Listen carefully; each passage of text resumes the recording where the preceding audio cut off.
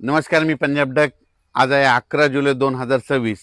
आजपासूनचा महाराष्ट्रातील शेतकऱ्याला एक अंदाज देणार आहे.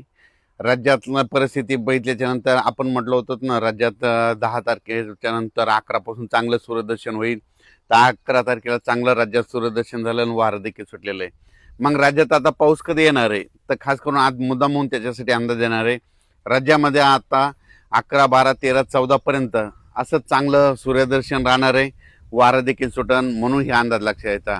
त्याच्यानंतर 15 तारखेच्या नंतर 16 तारखेपासून राज्यात थोडाफार पावसाला सुरुवात होणार आहे. म्हणजे तुरळक ठिकाणी 16च्या नंतर म्हणजे 16 जुलैपासून 16, 17, 18, 19 दरम्यान राज्यामध्ये तुरळक ठिकाणी विखुरलेल्या स्वरूपाचा भाग बदलत पावसाला सुरुवात होणार आहे. म्हणून हे अंदाज लक्षात यायचा. तो पाऊस सर्वदूर पडणार नाही. फक्त काय झालेलं आहे, हे 4 दिवस जे पाऊस थांबन म्हणजे 14, 15 तारखेपर्यंत, ते 16 तारखेला मात्र परत सुरू होणार आहे.